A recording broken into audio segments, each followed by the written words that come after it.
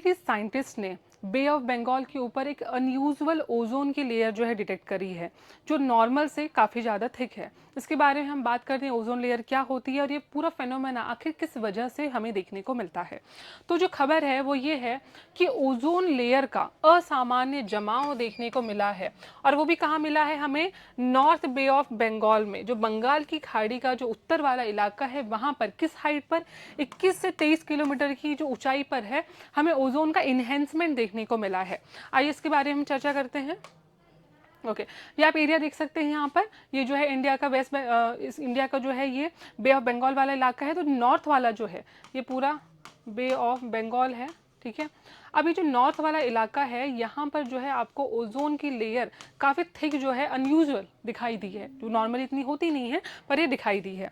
चलिए इसके बारे में बात करते हैं हम, कहाँ पर है। तो नॉर्थ बे ऑफ बंगाल में 21 से 23 किलोमीटर की ऊंचाई पर, एल्टीट्यूड पर जो है हमें देखने को मिली है, ठीक है।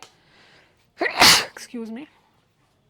ओके, क्या खास है इसमें, सामान्य ओजोन का मैक्सिमम कंसंट्रेशन लगभग जो है 25 टू 30 किलोमीटर पर पाया जाता है।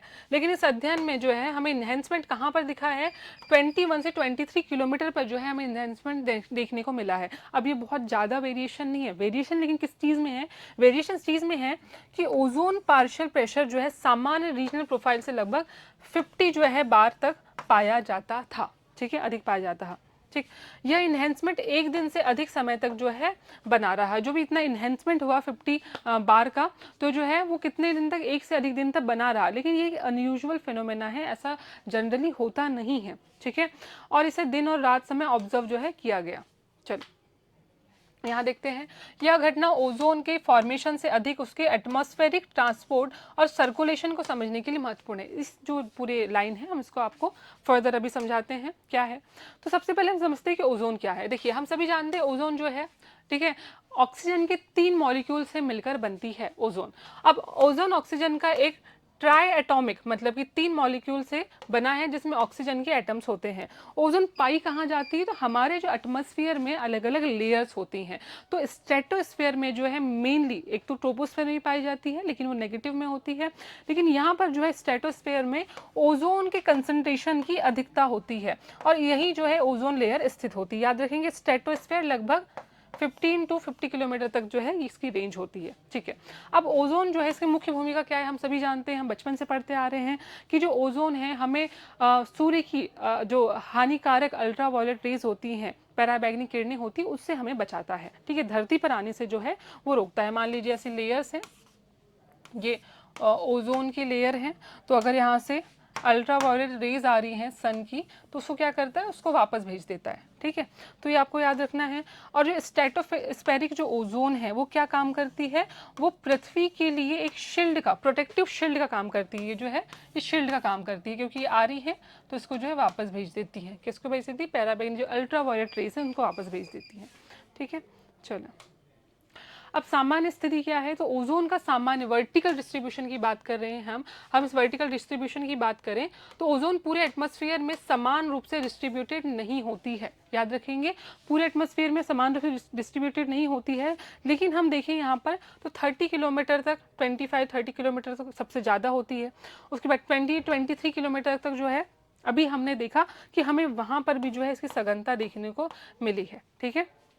चले अब देखते हैं, लेकिन नॉर्थ बे ऑफ बंगाल में जो है 20 टू 23 किलोमीटर पर अनयूजुअल हाई ओजोन हमें देखने को मिली है। क्यों मिली है, यानी ओजोन का जो इन्हेंसमेंट है सामान्य मैक्सिमम ओजोन से नीचे देखा गया है, इसलिए जो है डिस्कवरी की सबसे महत्वपूर्ण जो है विशेषता है।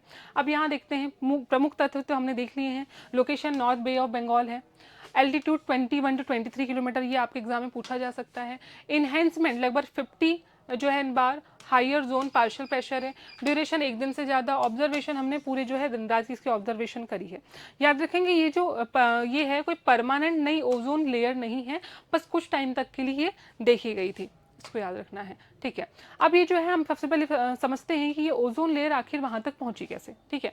ये जो नई ओजोन की लेयर हमको थिकनेस देखने को मिली है, तो अगर ओजोन इन्हेंसमेंट केवल local sunlight driven chemical reaction से बनी होती तो रात तक इसके बने रहना आसानी से एक्सप्लेन नहीं होता। लेकिन वैज्ञानिकों ने क्या कहा, वैज्ञानिकों का कहना है कि इसको तो हमने जो है दिन रात दोनों में ही हमने इसको ऑब्जर्व किया है, इससे जो है इसके संकेत मिला कि केवल लोकल फोटोकेमिकल प्रोडक्शन इसकी मुख्य वजह नहीं थी। क्या था, ओजोन रिच जो एयर मास है उसका ट्रांसपोर्ट हुआ है। जो एटमॉस्फेयर से जो ओजोन रिच जो एयर मास है, अगर यहाँ तक जो है ओजोन की नई लेयर मिली है हमें, तो उसका जो है ट्रांसपोर्ट हुआ है, किसका, ओजोन रिच जो पार्टिकल है। और इसी से जो है नई जो है हमें एक लेयर हमको देखने को मिलती है 21 से 23 किलोमीटर्स तक, ठीक है। अब यहाँ देखते हैं कैसे हुआ। हॉरिजॉन्टल जो है ओजोन का ट्रांसपोर्ट हुआ, ozone rich air mass horizontal movement के माध्यम से नॉर्थ बे ऑफ बंगाल तक ऊपर पहुंची, ठीक है। उसके बाद परसिस्टेंट डाउनवर्ड जो है मोशन हुआ, यह एयर मास लोअर स्ट्रेटोस्फेयर की ओर नीचे आई, ठीक है, क्योंकि हमने देखा कहाँ पर है 21 से 23 किलोमीटर तक, ठीक है। अब कंप्रेशन ऑफ एयर कैसे हुआ, वहाँ पर नीचे आने पर एटमॉस्फेरिक प्रेशर बढ़ा और एयर जो है वो कंप्रेस हो गई, इसलिए हमें वो लेयर देखने को मिली। लोकलाइज कॉन्सेंट्रेशन, एक सीमित एल्टीट्यूड रेंज में ओजोन की जो है कॉन्सेंट्रेशन वहाँ पर बढ़ गई, ठीक। अब वो और मिक्स हो गई, इससे हमें देखने को मिलता है एक तो ट्रांसपोर्ट हुई, फिर डाउनवर्ड मोशन हुआ, उसके बाद कंप्रेशन हुआ और ओजोन का जो है हमें वहाँ पे इन्हेंसमेंट देखने को मिलता है। आपको मेन बात इसमें क्या याद रखनी है, इसमें आप याद रखना है कि जो ओजोन रिच एयर मास है उसका वहाँ पर ट्रांसपोर्टेशन हुआ, लेकिन वो बहुत ही शॉर्ट लिव्ड था, ठीक है। चलिए, अब इसमें याद रखना है जो है कुछ केमिकल प्रोसेस ओजोन डिस्ट्रीब्यूशन किन चीज़ों से प्रभावित होता है, केमिकल प्रोसेस, हॉरिजॉन्टल ट्रांसपोर्ट और वर्टिकल जो एयर मूवमेंट हुआ उससे जो है ट्रांसपोर्ट हुआ। इसका क्या महत्व है, यह घटना दिखाती है किसी क्षेत्र में ओजोन की कॉन्सेंट्रेशन को समझने के लिए केवल ओजोन केमिस्ट्री देखना जो है पर्याप्त नहीं है, इसमें हमको क्या देखना है, एटमॉस्फेरिक जो सर्कुलेशन है, ठीक है, वहाँ के जो मासेस का सर्कुलेशन है वो भी एक महत्वपूर्ण इसमें बात है। चलिए, ओके। अब ये फाइंडिंग क्यों इंपॉर्टेंट है, तो एटमॉस्फेरिक साइंस को समझने के लिए इंपॉर्टेंट है। स्ट्रेटोस्फेयर में ओजोन के डिस्ट्रीब्यूशन और मूवमेंट को जो है समझने में हमको मदद मिलती है। अभी हम पूरी जो है लेयर्स के बारे में इसमें बात भी करेंगे, ठीक है। एयर का सर्कुलेशन हॉरिजॉन्टल, ठीक है, एक तो हॉरिजॉन्टल और मूवमेंट और वर्टिकल जो एटमॉस्फेरिक ट्रांसपोर्ट है उसकी भूमिका स्पष्ट होती है। क्लाइमेट की स्टडीज एटमॉस्फेरिक सर्कुलेशन और ओजोन के बीच संबंधों को समझने में मदद होती है। और रीजनल अंडरस्टैंडिंग, जो इंडियन रीजन है विशेषकर बे ऑफ बंगाल में अपर जो एटमॉस्फेयर है उसमें डायनेमिक्स को समझने के लिए इंपॉर्टेंट है। चलिए, अब यहाँ देखते हैं हम इंपॉर्टेंट चीज़ें, वन स्लाइड रिविजन। तो ozone enhancement over north bay of Bengal, location क्या है, north bay of Bengal. Altitude हमने देखा 21 to 23 kilometre. Normal ozone peak कितना है 25 टू 30 किलोमीटर। इन्हेंसमेंट हमने कितना देखा 50 एंड हायर पार्शियल प्रेशर। उसके बाद ड्यूरेशन कितनी है, एक दिन से थोड़ी ज़्यादा थी, ठीक है। उसके बाद ऑब्जर्व डे प्लस नाइट में किया गया, ठीक है।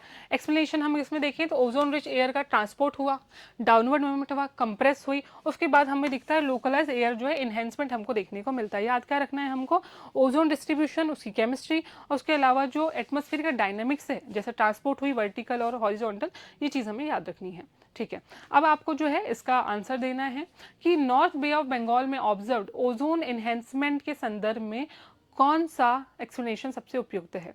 इसमें से आप ऑप्शन दे सकते हैं और सही जो है जवाब अपने कमेंट सेक्शन में हमें दे सकते हैं। चलिए, अब बारी है कुछ महत्वपूर्ण सूचना की। तो हमारे अभी यूपीएससी कोर्सेज अवेलेबल हैं। अभी 15 अगस्त इंडिपेंडेंस डे के दिन जो है 15% का फ्लैट ऑफ चल रहा है, तो आप इसको अवेल भी कर सकते हैं इस ऑफर को। और ज़्यादा जानकारी के लिए जो है इस कॉन्टैक्ट नंबर पर आप हमसे जानकारी ले सकते हैं। इसके अलावा 15% जो ऑफ है एमपीपीएससी कोर्सेज पर भी है, 1 year 2 year and 3 year batch. इसके अलावा हमारे पास मेंटरशिप प्रोग्राम और टेस्ट सीरीज प्रोग्राम भी जो है ऑनगोइंग है 2000 जो है 27 जो बैच है उसके लिए भी, ठीक है। चलिए, नेक्स्ट हम देखते हैं। तो इसमें जो है इसको आप स्कैन कर सकते हैं क्यूआर कोड, हमारे जो ऐप है इसको डाउनलोड कर सकते हैं। ज़्यादा जानकारी कॉन्टैक्ट नंबर पर हमसे ले सकते हैं। Okay, so thank you for watching this video. हम मिलेंगे अपने अगले वीडियो में नए करंट अफेयर के साथ। तब तक के लिए अपना ध्यान रखिए और बने रहिए राउज अकेडमी के साथ। धन्यवाद।